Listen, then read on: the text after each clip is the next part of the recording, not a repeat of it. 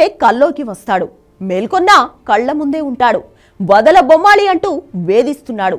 ఎప్పుడు ఏ బాంబు పేలుస్తాడో తెలియదు. సోనూ సూద్ కాదు ఇండియన్స్ పట్ల ట్రంపోడు.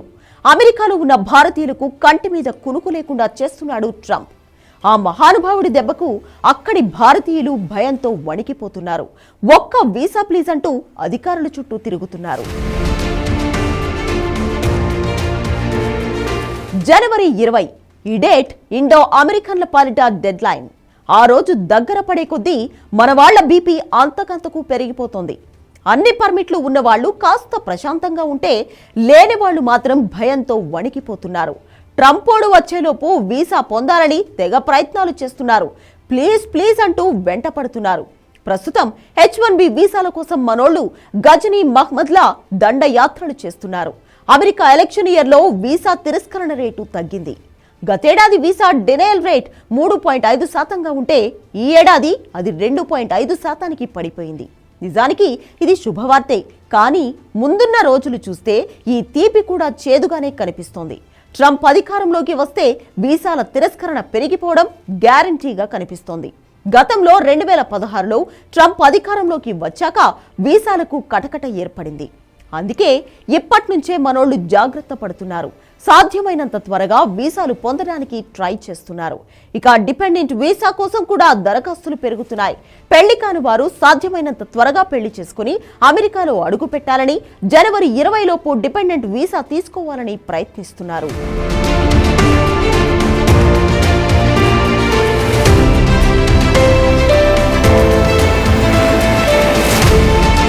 ట్రంప్ వస్తే అంత ఇబ్బందా అంటే ఖచ్చితంగా ఇబ్బందే. 2016లో ట్రంప్ అన్న ఓ మాట ఇప్పటికీ మన వాళ్లకు గుర్తుంది. H1B వీసా అసలు అవసరం లేదని, దానివల్ల అమెరికన్ల ప్రయోజనాలకు విఘాతం కలుగుతోందని ట్రంప్ అన్నాడు. ఈ ఒక్క మాట చాలు ఈ వీసాలపై తనకున్న వ్యతిరేకత చెప్పడానికి. గతంలో ట్రంప్ చేసింది చూస్తే ఎవరికైనా టెన్షన్ పుట్టక తప్పదు. ఒబామా హయాంలో 2015లో H1B వీసా తిరస్కరణ రేటు 3.2% ఉంటే, ట్రంప్ హయాంలో 2018లో అది 24%కి, 2020లో ఏకంగా 30%కి చేరింది. అంటే 100 మంది అప్లై చేస్తే 30 మందికి నిరాశ తప్పేది కాదన్నమాట. డెమోక్రాట్ల హయాంలో అది భారీగా తగ్గిపోయింది. కాస్త ఉదారంగానే వ్యవహరించారు. మళ్లీ ట్రంప్ ఇప్పుడు అగ్రరాజ్య అధ్యక్షుడిగా బాధ్యతలు చేపట్టనుండడంతో ఆ రోజులు మళ్లీ వస్తాయని ఇండియన్లు భయపడుతున్నారు.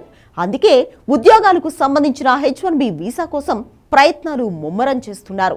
ప్రస్తుతం అమెరికా ఏటా 85,000 H1B వీసాలు ఇస్తోంది. అందులో 20,000 అక్కడ డిగ్రీ చేసిన వారికి కేటాయిస్తున్నారు. వచ్చే ఏడాదికి సంబంధించి H1B వీసాల కోసం ఇప్పటికే అప్లికేషన్లు భారీగా అందాయి. ఇక ఈ వీసాల కోసం ఎక్కువగా దరఖాస్తు చేస్తున్న వారిలో భారతీయులే అధికమని లెక్కలు చెబుతున్నాయి. 2023లో అమెరికా H1B వీసాలు పొందిన వారిలో 72.3% మంది భారతీయులే. అయితే ఈ ఏడాది అమెరికా కంపెనీలు ఈ వీసాల కోసం స్పాన్సర్ చేయడం తగ్గించేశాయి. అమెజాన్, గూగుల్, IBMలతో పాటు దేశీయ సంస్థలు HCL, TCS, ఇన్ఫీ వంటి సంస్థలు కూడా వీసాల దరఖాస్తులను తగ్గించాయి. ఎందుకంటే ఈ వీసాలు పొందిన వారు అమెరికన్ల కంటే ఎక్కువ జీతాలు పొందుతున్నారు. తమ కంటే ఇతర దేశాల వారికి భారీగా వేతనాలు ఉండడం ట్రంప్ ఏమాత్రం సహించలేరు.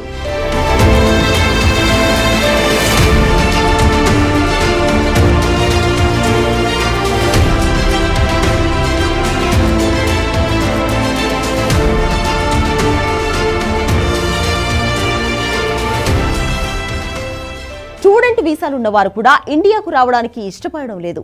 మళ్లీ వెనక్కి రావడానికి ఎలాంటి ఇబ్బందులు ఎదురవుతాయోనని భయపడుతున్నారు. F1 వీసాపై ఉన్నవారి స్టేటస్ ఎప్పుడు మారిపోతుందో కూడా వారికి అర్థం కావడం లేదు. చదువు పూర్తయ్యాక తమకు H1B వీసా వస్తుందో రాదో వారికి తెలియడం లేదు. ఇక అప్లికేషన్లు పరిశీలనలో ఉన్న వారికి కూడా టెన్షన్ తప్పడం లేదు. తమ అప్లికేషన్ పరిశీలనకు వచ్చేలోపు ఎక్కడ తమను డిపోర్ట్ చేస్తారోనని భయంతో చేస్తున్నారు.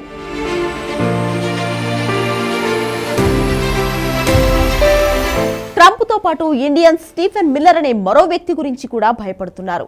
ఇతను white house deputy chief of staff గా బాధ్యతలు తీసుకోబోతున్నాడు. ఇతడు మన వాళ్ల పాలిట ఒక విలన్ అన్నమాట. 2016లో సీనియర్ అడ్వైజర్ కింద ఉన్నాడు. అప్పుడు వీసాలు తిరస్కరించడానికి ప్రధాన కారణం ఇతడే. కఠినమైన ఆంక్షలు పెట్టి వేధించాడు.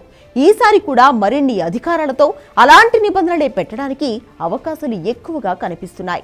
అందుకే భారతీయులు అతడి గురించి నెట్లో ఎక్కువగా సెర్చ్ చేస్తున్నారట.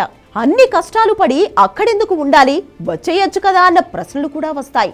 కానీ అది అవకాశాల స్వర్గం. అక్కడ డాలర్లలో వెనకేసుకుంటే ఇక్కడ లక్షల్లో మిగులుతుంది.